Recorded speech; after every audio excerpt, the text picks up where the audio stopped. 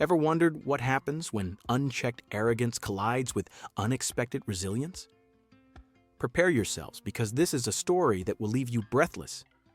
A story of a man who thought he could buy anything, even dignity. And the man who taught him the true meaning of the word.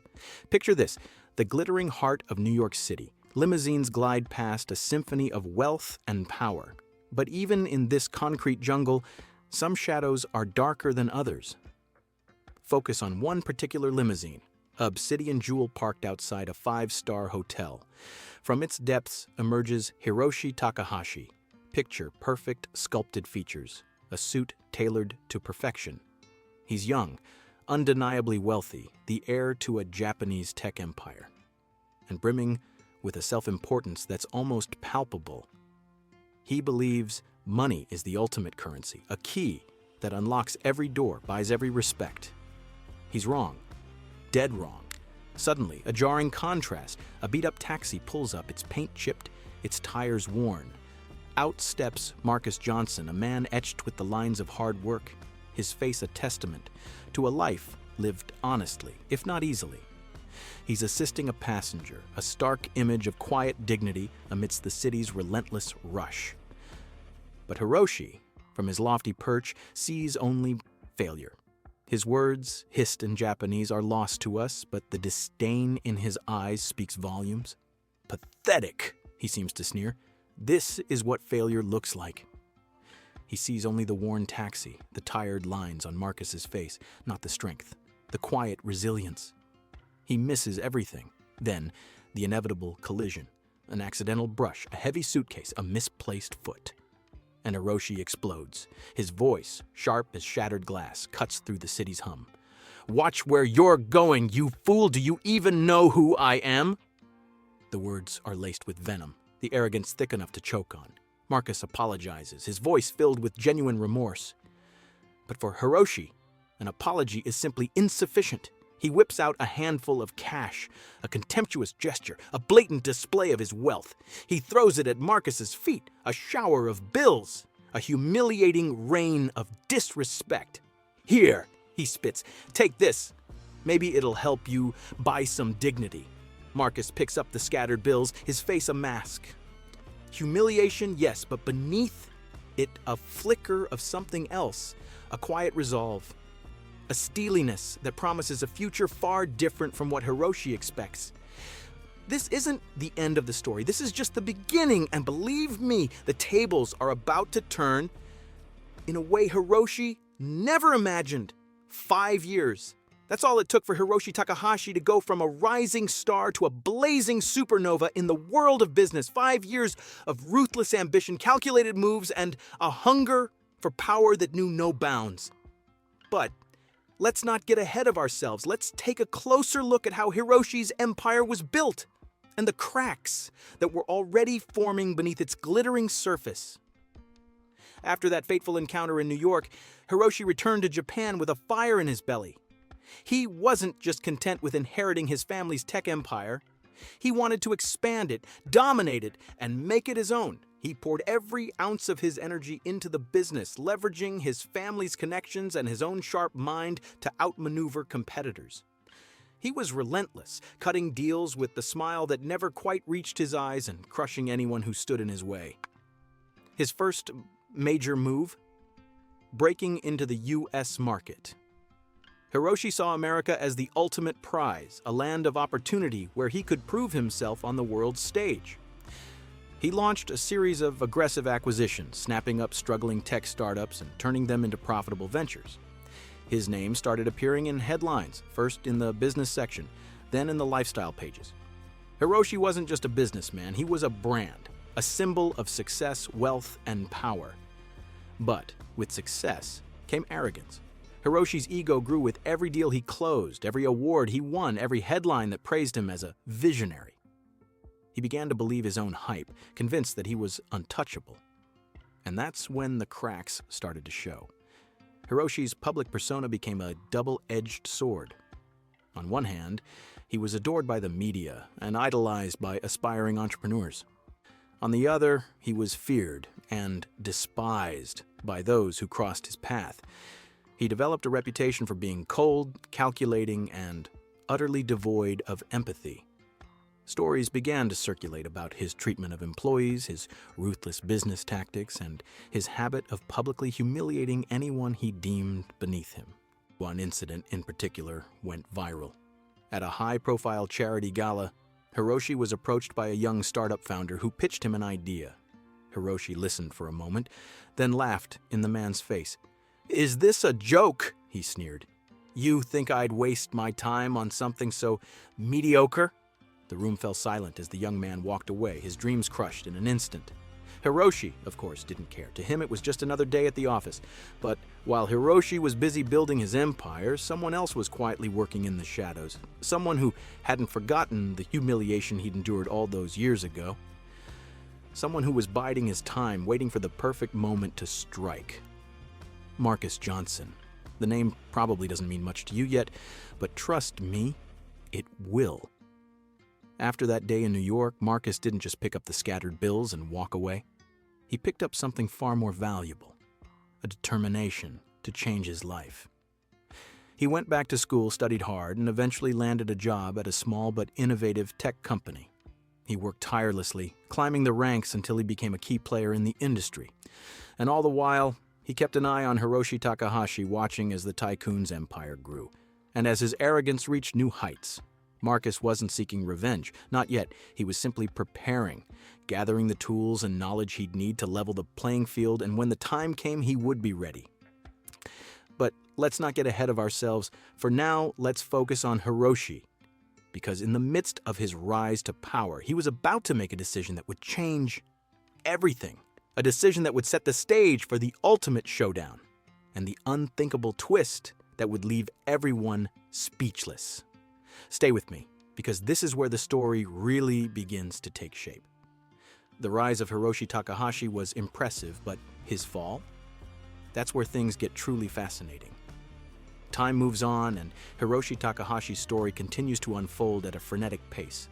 Now, he's about to unveil his biggest innovation yet, a revolutionary self-driving car project, a concept promising to change the future of transportation as we know it. The date of the big launch is approaching, and the anticipation is palpable. The media is buzzing, and investors are eager. Hiroshi is on the verge of becoming a legend, but as always, he doesn't realize that fate has its own plans.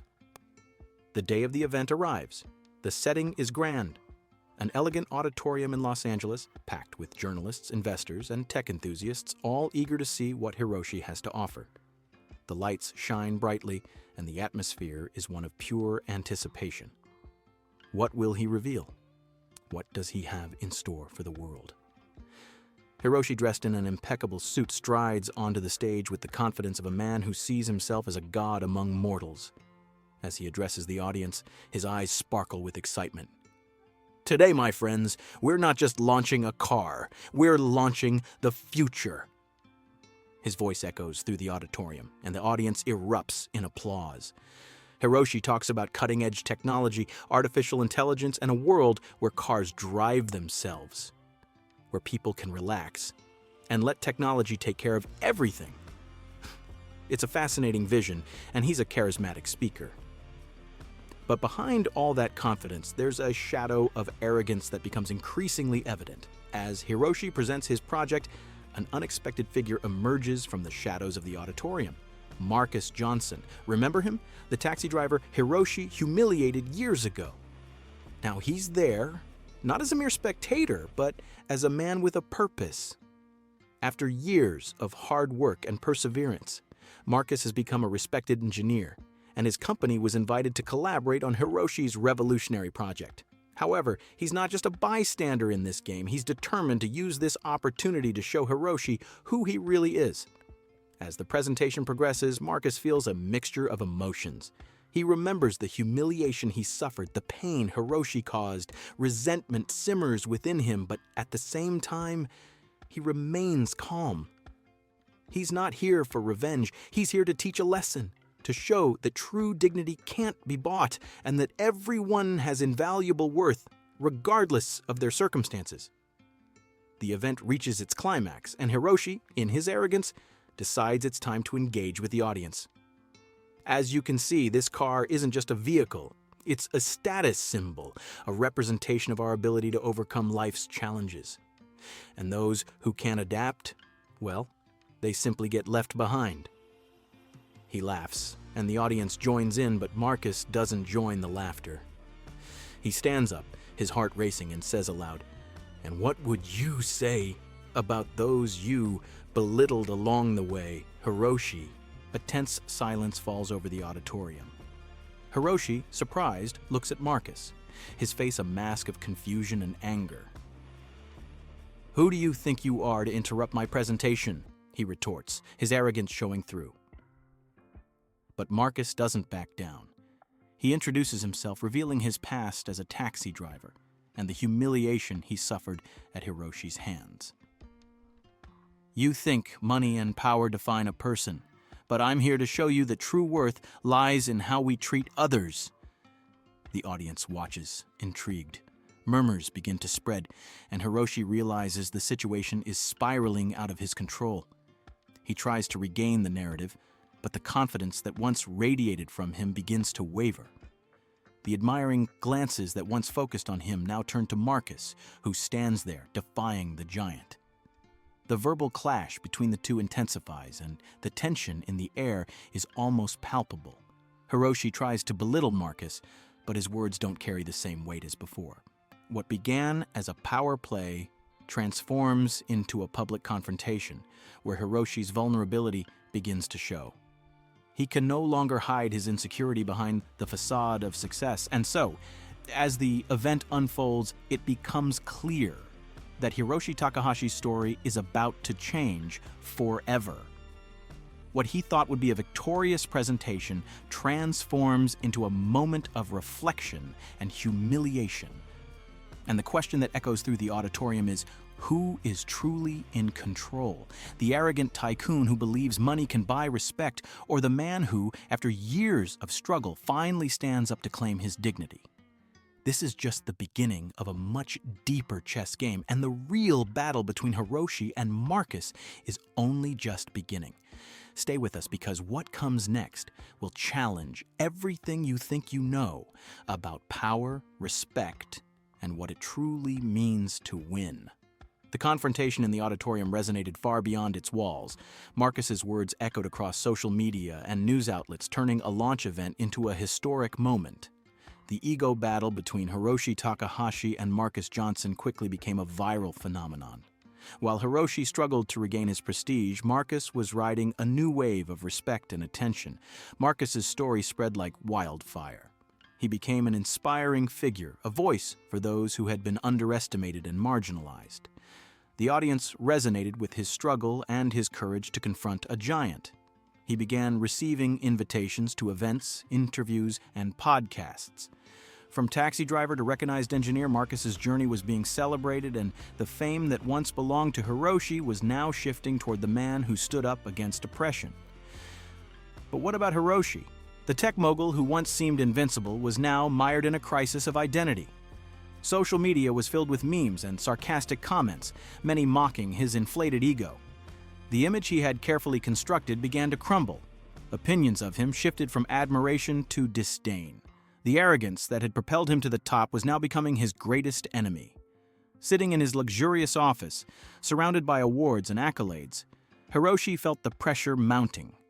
He was not just a businessman, he was a brand, a public figure, and now, with his reputation at stake, he found himself in a vulnerable position. Business meetings that had once been filled with praise and respect were now marked by skeptical glances and veiled comments.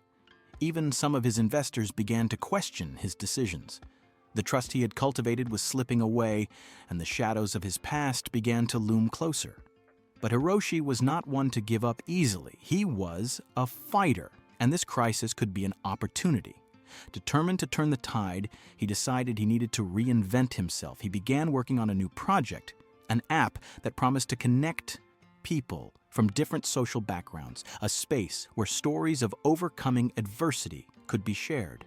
Hiroshi wanted to present himself as a champion of inclusion and diversity, a figure supporting those who, like Marcus, had battled against hardships. Meanwhile, as Hiroshi sought redemption, Marcus was living a moment of euphoria. The former taxi driver was now a symbol of hope and change. He started receiving invitations to speak at tech conferences, where he shared his vision for the future of mobility and the importance of considering all levels of society in creating innovative solutions. Marcus became a champion of inclusion in the industry, warning of the dangers of allowing arrogance and elitism to dominate. What Hiroshi didn't realize, however, was that while he was trying to reinvent himself, Marcus was deepening his purpose.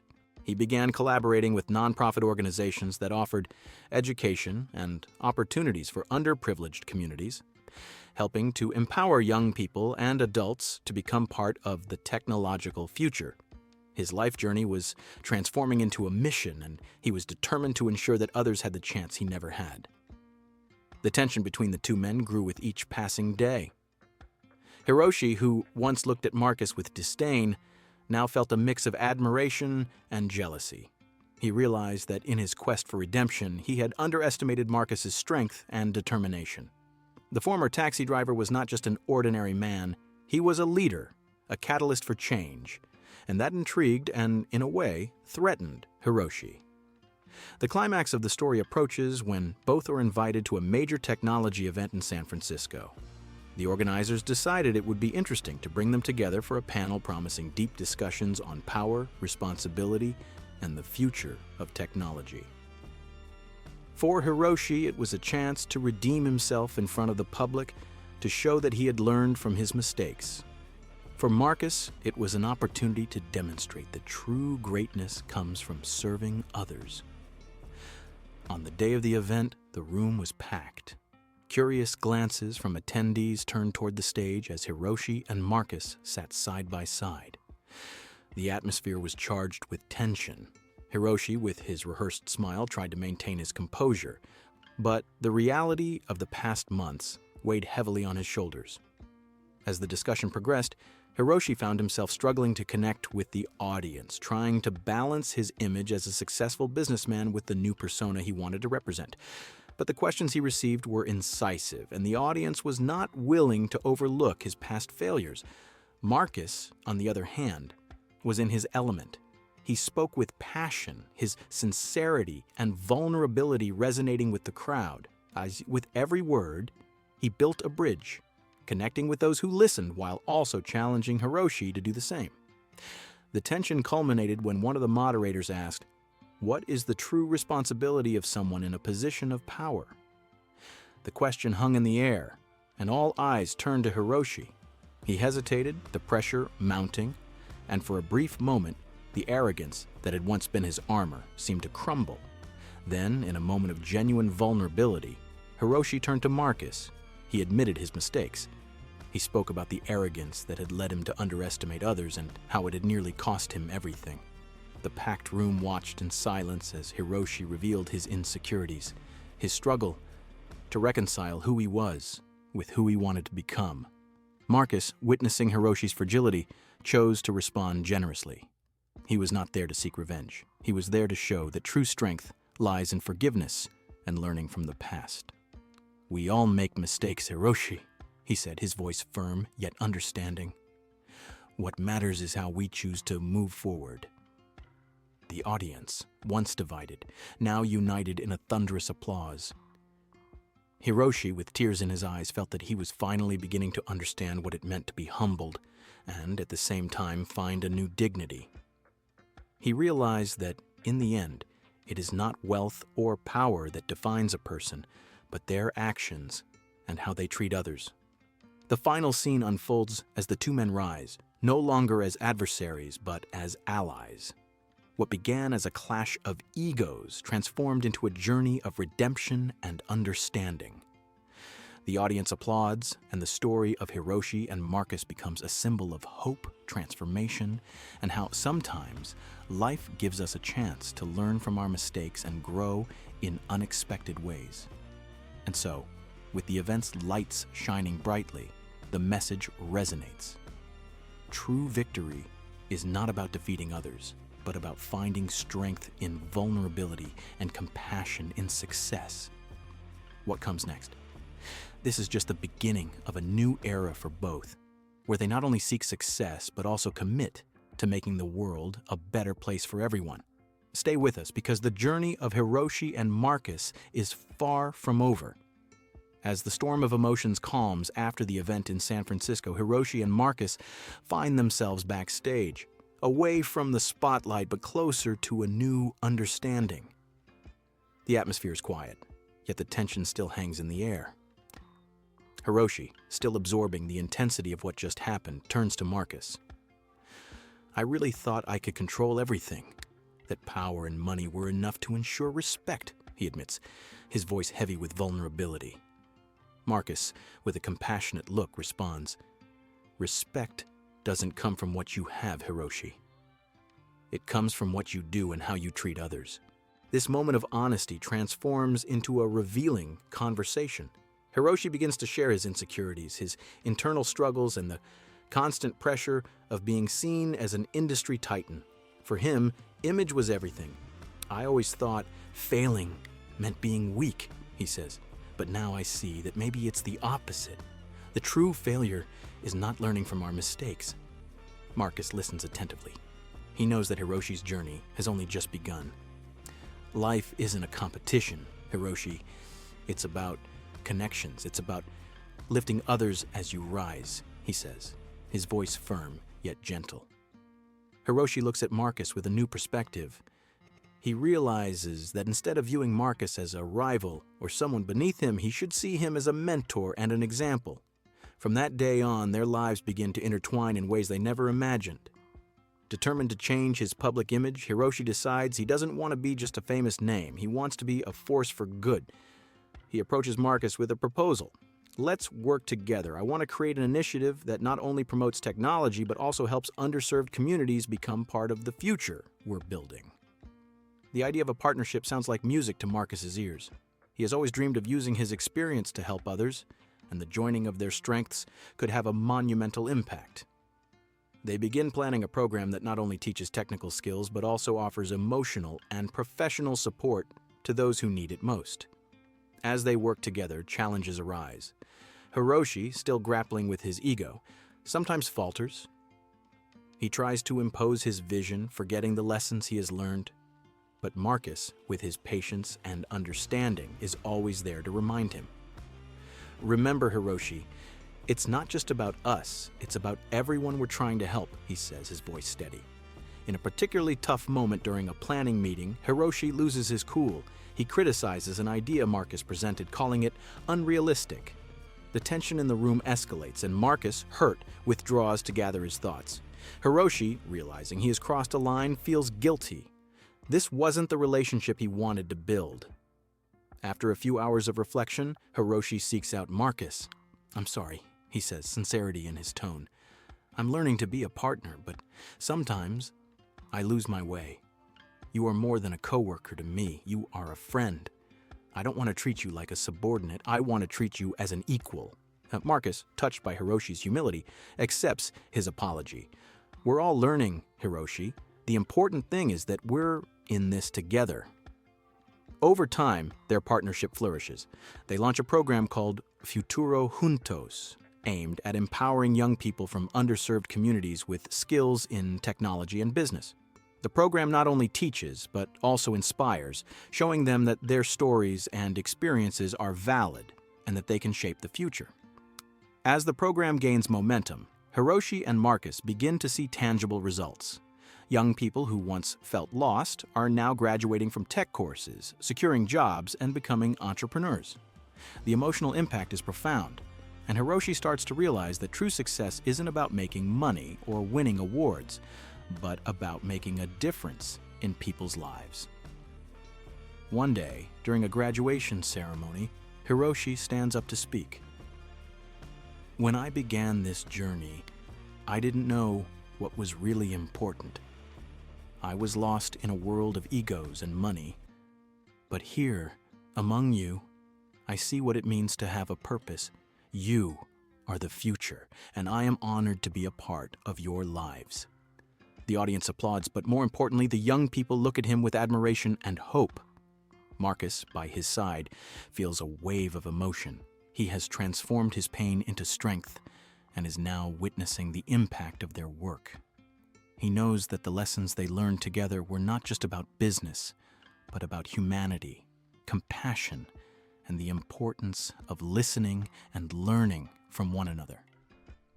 The story of Hiroshi and Marcus becomes an example of how circumstances can change and how true greatness comes from humility and the desire to help others. They become inseparable friends, two men from different worlds, united by a greater purpose. And so, the lesson solidifies. Life is a cycle of learning, and each of us has the capacity to change not only ourselves, but also the world around us. Their story is a powerful reminder that no matter where we come from or what we have, we can all make a difference. The true legacy we leave behind is not measured in money or status, but in the lives we touch and the change we inspire. And in the end, that is true victory. So stay with us, because the journey of Hiroshi and Marcus doesn't end here. The future still holds many lessons and many stories to be told. As the Futuro Juntos program expands, Hiroshi and Marcus become the protagonists of a journey of redemption that goes far beyond the walls of their initiatives. They not only transform lives, but also rewrite their own stories, confronting the ghosts of the past and redefining what it means to be a true leader. With the growing success of their program, Hiroshi realizes that the impact goes beyond statistics and numbers. He begins to receive messages from young people who have graduated and found jobs, but also from others still struggling against adversity. Some of these messages come from people who remember his arrogance and the wounds he caused. One day, a particular message captures his attention. It's from a young man named Kenji who grew up in an underprivileged neighborhood and was inspired by Hiroshi's transformation. But the message also carries weight. Kenji writes about how Hiroshi humiliated him during an event and how much that affected his self-esteem. Hiroshi reads the message multiple times, feeling the weight of guilt intensify with each pass. He realizes that even while trying to do good, there are still people carrying the scars of his past actions. This realization leads him on a personal journey of reflection and action. In a decisive moment, Hiroshi decides it's time to confront his past. He reaches out to Kenji and invites him to meet. The meeting is set at a local cafe, a place where Kenji used to dream of one day becoming a professional, but which also brings to mind painful memories of rejection. Hiroshi arrives first, nervous, trying to find the right words. When Kenji finally walks in, there's a palpable tension in the air. "Hiroshi," Kenji says, a mix of anger and expectation in his voice. "Why did you call me here?" The sincerity in Kenji's words resonates deeply with Hiroshi.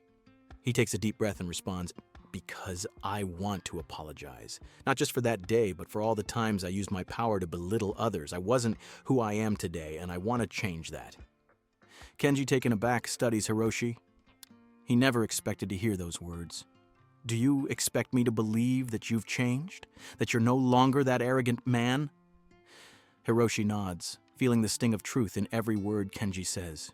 "Yes, I hope so. But more importantly, I want you to know that I'm here to listen to you, not to defend myself." The dialogue unfolds slowly, with Kenji sharing his struggles, his dreams, and how Hiroshi's humiliation almost made him give up. Hiroshi listens intently, allowing Kenji's words to penetrate his heart. He realizes that redemption is not just about saying sorry, but about listening and understanding the impact of his actions. At the end of their conversation, Kenji stands up, still hesitant, but with a new perspective. "Maybe you're trying to change, Hiroshi, but you still have a long way to go. What will you do with that?" Hiroshi smiles, feeling the weight of responsibility on his shoulders. "I want to do whatever I can to help others not go through what you did. And if you give me a chance, I would love to work alongside you in the program." Kenji's expression softens.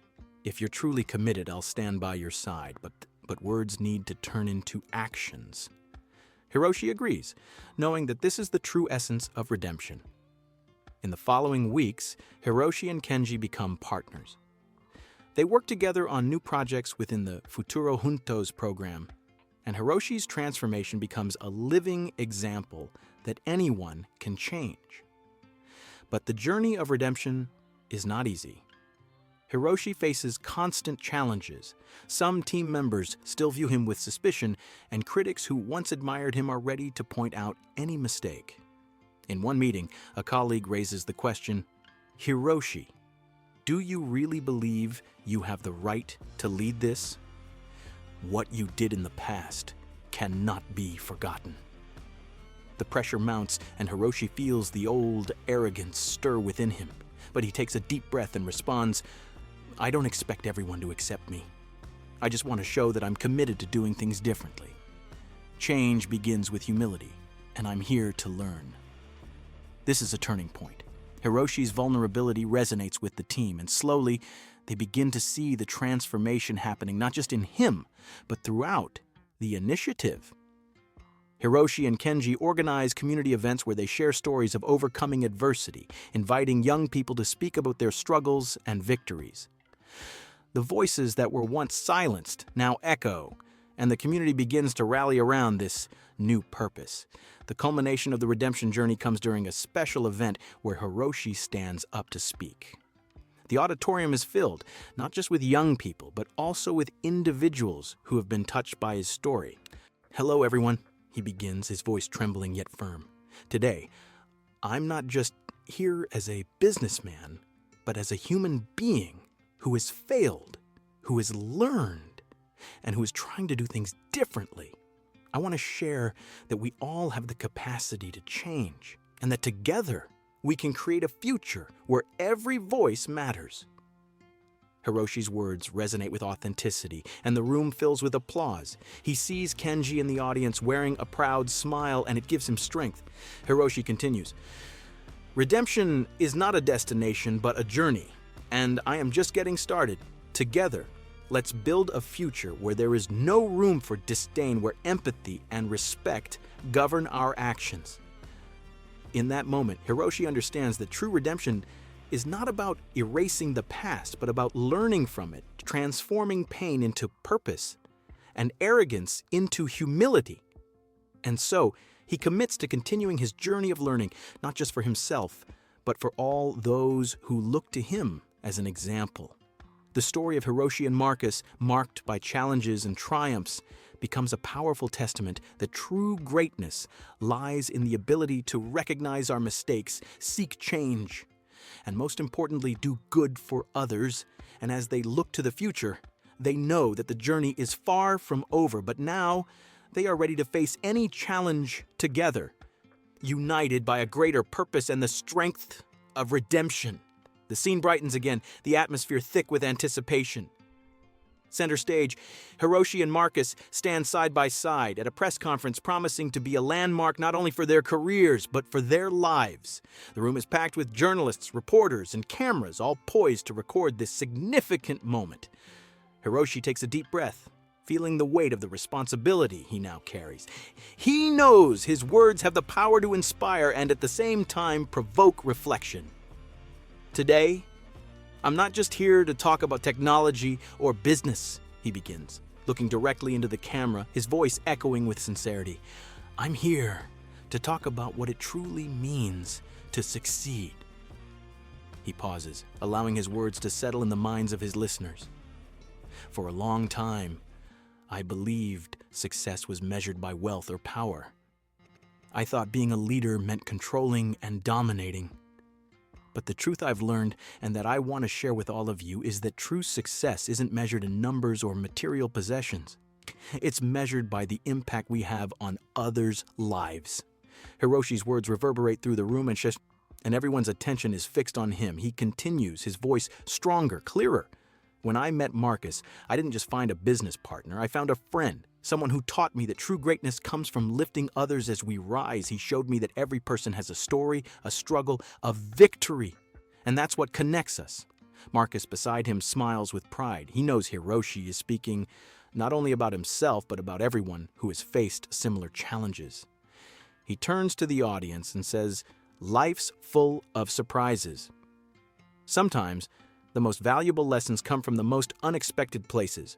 Nobody's immune to mistakes, but what we do after them is what truly matters.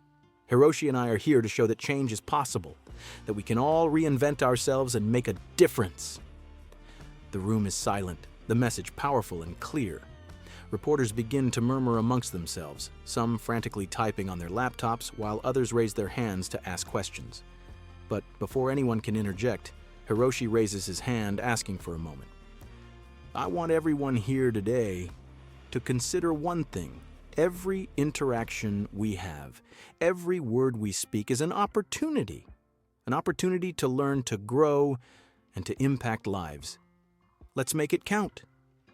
Then, with a heartfelt gesture, Hiroshi and Marcus turn to each other, a symbol of friendship and transformation. They embrace briefly, and the camera captures this moment of humility and humanity. The screen suddenly fades to black, and the words appear in white letters. Sometimes the greatest lessons come from the most unexpected places. The message hangs in the air, offering an invitation to reflection for everyone watching. This story of redemption and transformation isn't just about Hiroshi and Marcus. It's about all of us. It's a reminder that regardless of where we come from or the struggles we face, there's always room for change and growth. If you were moved by this story of redemption and transformation, don't forget to comment, like, share, and subscribe for more captivating tales. Remember, every interaction is an opportunity to learn and grow. Until next time. Oh, and let's all keep it humble and kind.